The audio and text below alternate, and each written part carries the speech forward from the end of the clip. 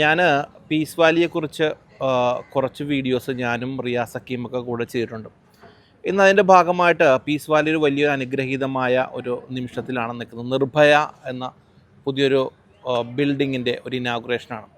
നമ്മൾ ജീവിതത്തിൽ ഏതെങ്കിലും ഒരു സമയത്ത് പീസ് വാലിയിൽ വരികയും ഇവിടുത്തെ ആളുകളുമായിട്ട് ഒന്ന് സംവദിക്കുകയും ചെയ്യുമ്പോഴാണ് നമുക്ക് ലൈഫിലുണ്ടായ ബ്ലെസ്സിങ്ങുകളെക്കുറിച്ചൊക്കെ നമ്മൾ ആലോചിക്കുന്നത് കേട്ടോ.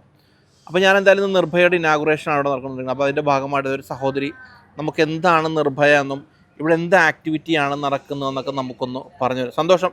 പേരെങ്ങനെയായിരുന്നു? സയന സുകുമാർ. സുകുമാരൻ. എന്താണ് ആക്ച്വലി നിർഭയ?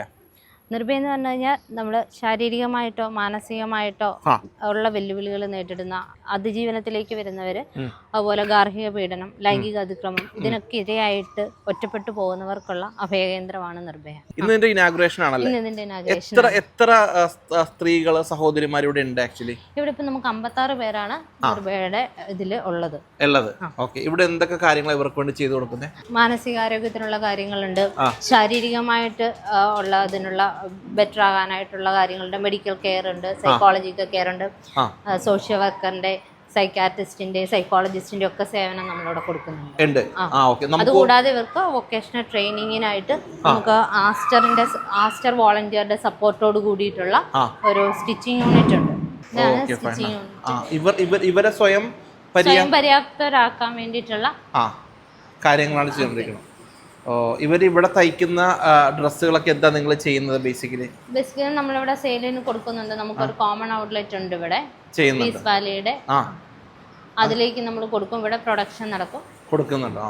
നൈറ്റി ഉണ്ട്, അതേപോലെയുള്ള പാൻറ്റുകൾ അങ്ങനെയൊക്കെ തയ്ക്കുന്നു.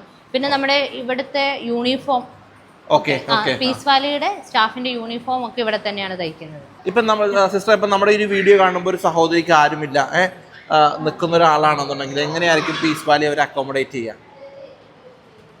തീർച്ചയായിട്ടും നമുക്ക് വിളിച്ചാൽ മതി, ഫോൺ വിളിച്ചാൽ മതി, അവരുടെ പ്രശ്നങ്ങൾ പറയുക, നമ്മൾ അത് ജെനുവിൻ ആയിട്ടുള്ള കാര്യമാണോ എന്ന് നോക്കുന്നു, നമ്മൾ അവർക്ക് തീർച്ചയായിട്ടും അക്കോമഡേഷൻ കൊടുക്കുന്നുണ്ട്.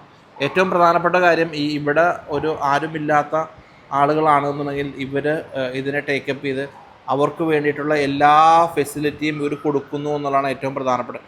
എന്നാലും വലിയൊരു കാര്യം തന്നെയാണ് പീസ് വാലിയെക്കുറിച്ച് നമ്മൾ വരുമ്പോൾ. പീസ് വാലിയുടെ ഓരോ ഘട്ടത്തിലും ഓരോ സ്ഥലങ്ങളിലും നമ്മളിങ്ങനെ പോയതിൻ്റെ ഡെവലപ്മെൻറ്റ്സ് ഒക്കെ കാണുന്നത്. ഇത് പക്ഷേ വളരെ അനുഗ്രഹീതമായിട്ടൊരു മൊമെൻ്റ് ആണ് അല്ലേ? അപ്പോൾ താങ്ക് യു സോ മച്ച് കേട്ടോ. Thank you.